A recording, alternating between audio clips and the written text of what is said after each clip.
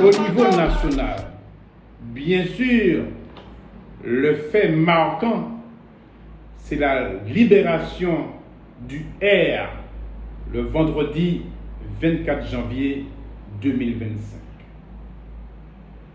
Bien entendu, nous ne faisons pas confiance aux juges français présents en Martinique qui occupent de façon illégitime les places naturellement dévolues aux juges et sages martiniquais.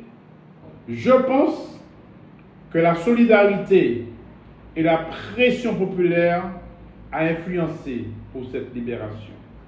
D'ailleurs, le samedi 18 janvier au soir, Chéri et moi, nous avons participé à une manifestation devant la résidence du préfet gouverneur pour exiger la libération du R.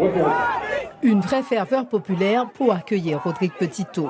Sa libération, même sous bracelet, a soulevé la foule. Et l'homme n'a rien perdu de sa combativité. Pour lui, la bataille continue. Aujourd'hui, on m'a mis sous bracelet, j'accepte.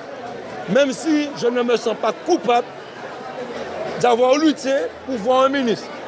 Aujourd'hui, je fais la demande à M. Manuel Valls, au nom du RPAC et au nom du peuple, qu'il puisse venir au plus vite, qu'on puisse faire une vraie table ronde, pas sur 24 heures, 48 heures, et mettre les choses en place tout de suite. Pas sur 6 mois, 1 an. Pas des promesses de baisser comme là où on voit que finalement, il n'y a pas de gouvernement, donc en fait, la TVA, on ne sait pas encore. C'est aussi ça le problème. Le fait de devoir attendre que déjà 8000 km prennent des décisions pour nous. Et pour son avocat, les droits de son client ont bien été bafoués. Les propos TikTok, il avait été condamné à une peine de 10 mois aménagée ab initio. Ça veut dire que 5 jours après le jugement, il fallait lui poser le bracelet. Ça n'a pas pu être possible à cause de la détention provisoire dans l'affaire de la visite au buffet de Noël, qui, elle, ne nécessitait pas de détention. La preuve, c'est qu'il a été condamné à 12 mois de prison avec sursis intégral simple.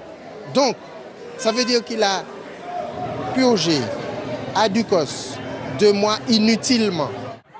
Ultra déterminé, comme il le dit, il aspire à se retrouver près des siens, avant d'entamer la suite du combat contre la vie chère.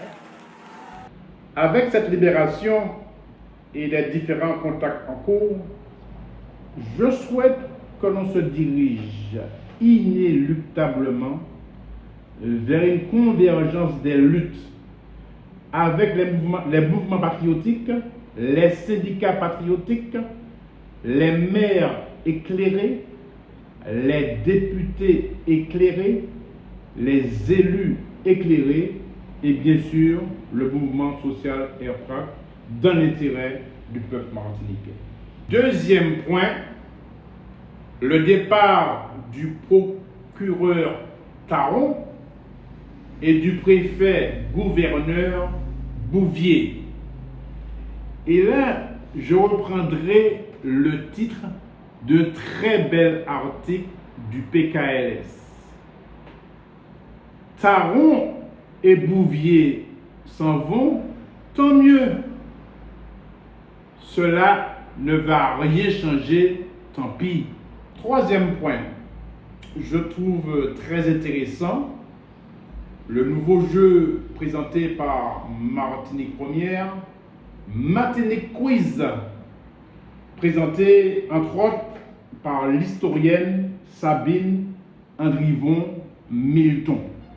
Effectivement, à travers ce jeu, on découvre des aspects très intéressants de notre beau pays, la Martinique. Quatrième point, je salue la proposition de loi portée par Madame la députée Béatrice Bellé.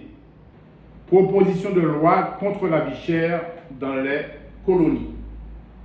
Et cette proposition a été adoptée par l'Assemblée nationale française dans le cadre de la niche parlementaire des socialistes. Mais attention, rien n'est gagné. Parce qu'il faut que ce projet soit adopté avec le même texte par le Sénat français. Or, vous savez comment ce Sénat est dominé par la droite réactionnaire française. Et par conséquent, je ne me fais pas trop d'illusions.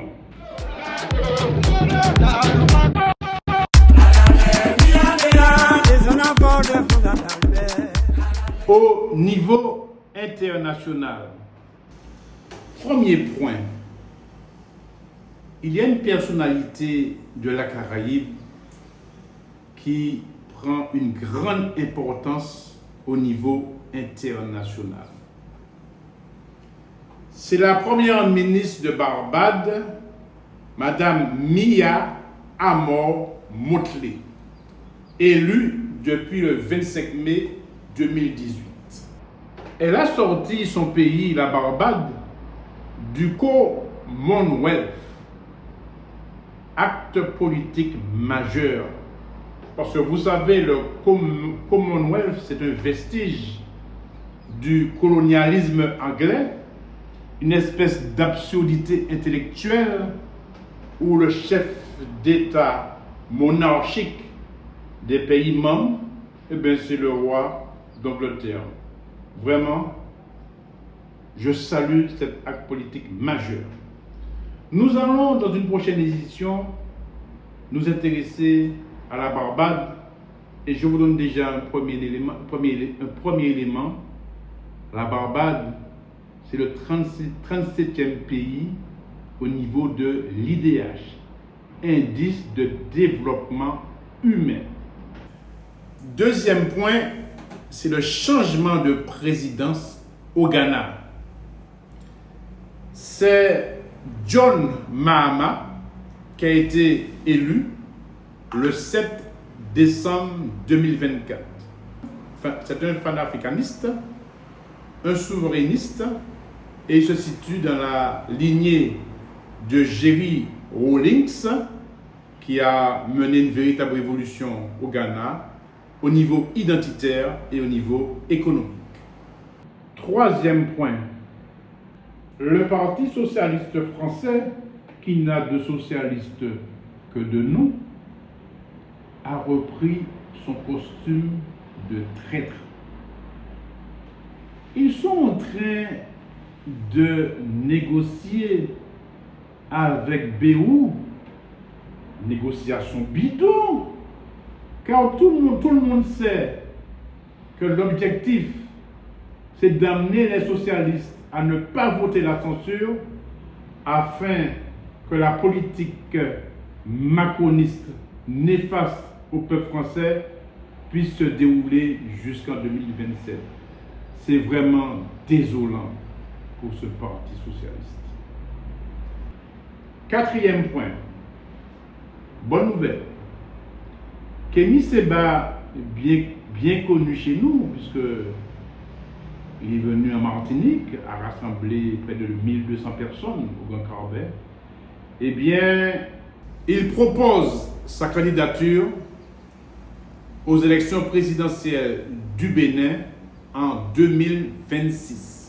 Dans une déclaration publiée sur les réseaux sociaux dimanche 5 janvier 2025, le militant panafricaniste béninois Kémy Séba a officiellement annoncé sa candidature à la présidentielle 2026. Cette déclaration intervient alors que le président Patrice Talon, au pouvoir depuis 2016, ne peut briguer un troisième mandat en vertu de la constitution du Bénin.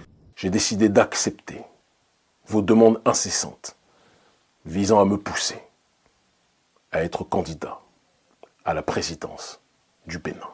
Le président de l'ONG Urgence panafricaniste a présenté des options qui lui permettraient de se présenter à la magistrature suprême de ce pays d'Afrique de l'Ouest. Il peut notamment compter sur le parti Les Démocrates de l'ancien président Boni Yayi, l'unique parti politique de l'opposition ayant le nombre de parrainages suffisant pour se présenter aux élections. Parce que nous nous devons d'être le plus pragmatique. Il est important que l'on se rappelle que notre pays est pris en otage et que les lois de la République du Bénin ont été des plus viciées ces dernières années.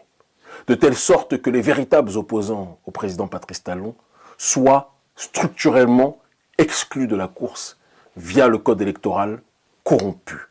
L'objectif de Kémi Séba avec cette candidature semble être de repositionner le débat présidentiel dans une dynamique populaire et panafricaine. Cependant, la question demeure de savoir s'il peut répondre aux exigences du code électoral du Bénin. Cinquième et dernier point de cette séquence internationale, les BRICS continuent à s'élargir. Le Nigeria, 200 millions d'habitants, rejoint les pays partenaires BRICS, tout comme l'Éthiopie, l'Algérie, l'Ouganda, la Biélorussie, la Bolivie, le Kazakhstan, Cuba, la Malaisie et la Thaïlande.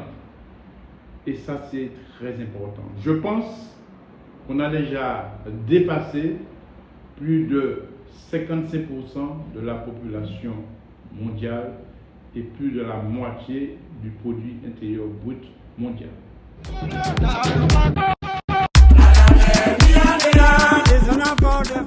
Je vous propose pour cette édition la lecture d'un très beau livre, Tropique toxique. Tu as compris c'est quoi? Chlordécone. Écrit par Jessica Oublié, qui est une consultante martiniquaise en bande dessinée. Et vous verrez bien que c'est un livre en bande dessinée, mais très riche en éléments sur la problématique du chlordécone, notamment les aspects historiques. Très beau livre à lire, mon ami. Jessica Oublié, Tropique toxique. Deuxième livre, Arlette Pujard, Lycée Schellcher, les mémoires fraternelles. Tout le monde connaît la dimension de ce lycée, qui n'aurait pas dû s'appeler lycée Schellcher. Hein? D'ailleurs, j'avais proposé de changer le nom du lycée, de l'appeler lycée Aimé Césaire, ou encore lycée France Fanon. Ça n'a pas été retenu, malheureusement. Mais là, vous allez voir différentes personnalités que vous connaissez qui ont traversé le lycée Schellcher.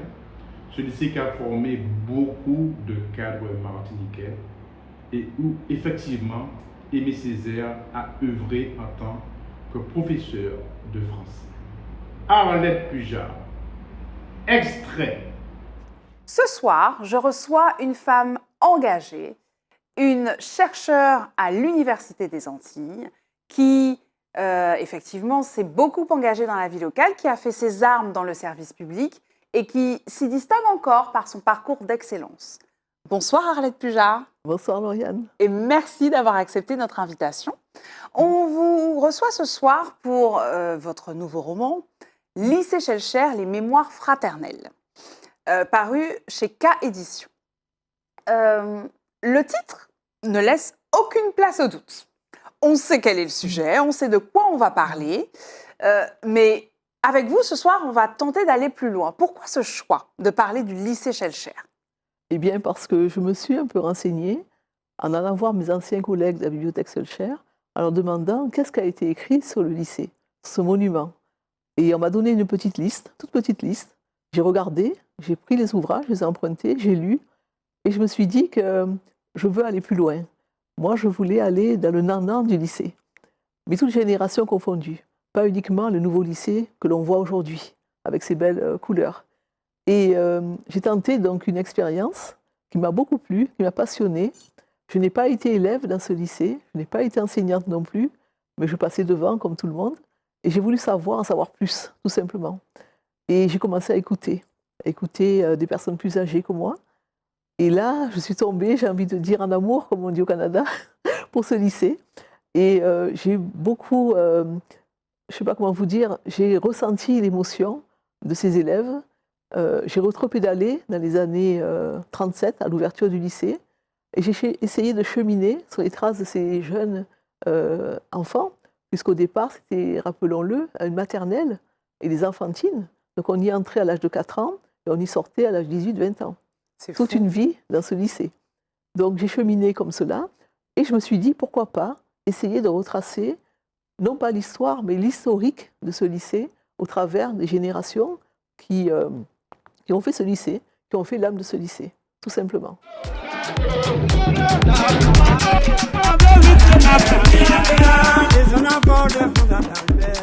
Pour nous bout, deux proverbes. Complot bêtier, c'est complot chien. Et c'est pour qui Martinique en grande difficulté toujours. Nous devons résoudre ce problème. Deuxième proverbe. La douleur est temporelle, mais la dignité est éternelle. Douleur, c'est pour un temps. Dignité, c'est pour toujours. Application. Petit tout fait la prison. Ça a été douloureux. Mais le peuple est resté digne. Et sa libération est considérée comme une victoire de la dignité. Merci Mamaïla. À la semaine prochaine.